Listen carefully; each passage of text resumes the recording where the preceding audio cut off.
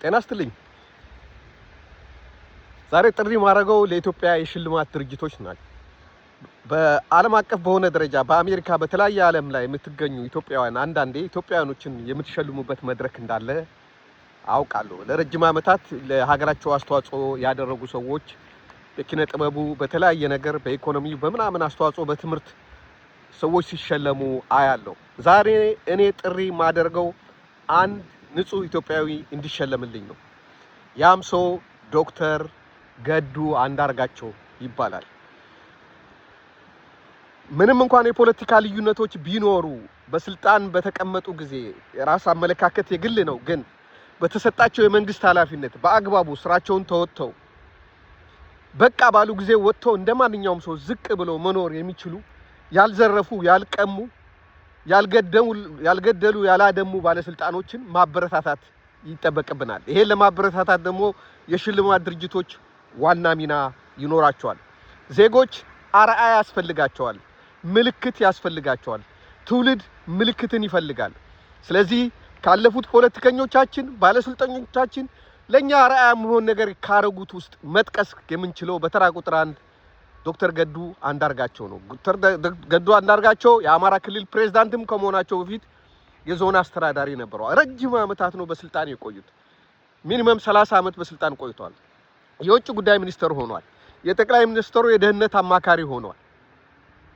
በዚህ ስልጣን ላይ ቁጭ ባልክ ጊዜ ከመንግስት እንኳን ካዝና ባትወስድ የኛ ሀገር ባለሀብቶች እንዴት ተደራጅተው ባለስልጣንን ሎቢ እንደሚያረጉና በገንዘብ እንደሚይዙ ንብረት እንዲያፈራ በልጁ በሚስቱ በቤተሰቡ ንብረት እንደሚያደርጉ ስለምናውቅ እኚህ ሰው ከዚህ ገለል ብለው በአመለካከት ከስልጣን ከነበራቸው ስልጣን ካለው መንግስት ጋር አልስማማም ብሎ ጥሎ በመሄድ ዝቅ ብለው በፓርኪንግ ስራ ላይ ተሰማርተው እንደማናችንም አነስተኛ ስራ ላይ ሚኒመም ዌጅ የሚባል ስራ ላይ ገብቶ ራሳቸውና ቤተሰባቸውን እያስተዳደሩ ነው።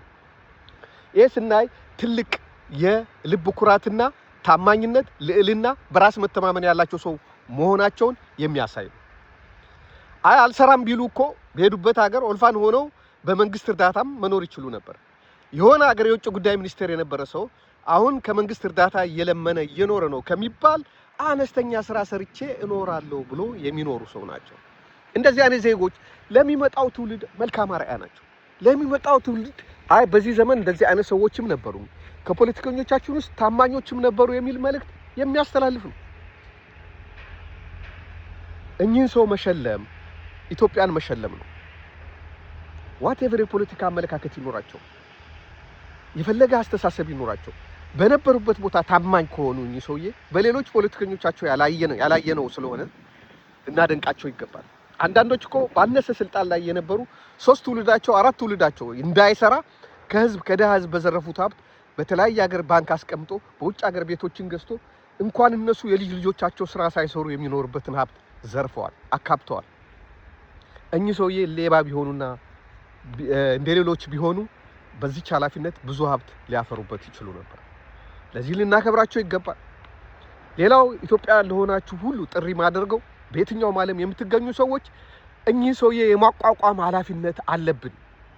አቶ ገዱን ማቋቋም ሌሎች ፖለቲከኞችን መልካም አርአያ እንዲከተሉ ማበረታታት ነው። መቼም በትውልድ መካከል ሀቀኛ የሆኑ ሰዎች የሉም ማለት አንችልም። ሌባው ቢበዛም አንዳንድ ሀቀኞች አሉ። እነዛ ሀቀኞች ተስፋ እንዳይቆርጡ በማህበረሰባቸው ያላቸውን ቦታ እንዲያውቁ አንዳንድ ሰዎች ከመካከል የተገኙትን ማበረታታትና መሸለም ይኖርብናል። ቢያንስ እኚህ ሰውዬ መጠለያ ሊኖራቸው ይገባል። በሚኖርበት ሀገር መጠለያ እንዲኖራቸው ማገዝ ይኖርብናል። ጎፈንድሚ መከፈት አለበት፣ ማገዝ አለብን። ለሚሞት ሰው ብቻ አይደለም እርዳታ ማድረግ ያለብን። አንዳንድ ሰዎች ላገለገሉን ሰዎች፣ በስፍራቸው ሰው ሆኖ ለተገኙ ሰዎች ማበረታቻ ያስፈልጋል። አዎ እኛም ሳናበረታታቸው ሊኖሩ ይችሉ ይሆናል። ነገር ግን የመልካም ስራ ውጤቱ ምንድነው? ይሄን ማሳሰብ ነው የፈለኩት። ለአቶ ገዱ ያለኝ አክብሮት፣ ለፖለቲካ አመለካከታቸው ያለኝ አክብሮት፣ ስለሳቸው ብዙ ጊዜ ጽፌያለሁ፣ ተናግሬያለሁ። በቅርብ አይቻቸው አላቅም፣ ምንም ግንኙነት የለኝም። ግን ስራቸውን፣ ንግግራቸውን፣ በፖለቲካ ዘመናቸው ምን አይነት ሐሳብ ነበራቸው የሚለውን እንደ ግለሰብ ገምግሜ ያከበርኳቸው ሰው ናቸው። ክብር ለዶክተር ገዱ አንዳርጋቸው። ሁላችንም ይሄን ኃላፊነት እንወጣ። ሸላሚዎች የሚገባውን ሰው ሸልሙ። ስላዳመጣችሁኝ አመሰግናለሁ። እግዚአብሔር ይስጥልኝ።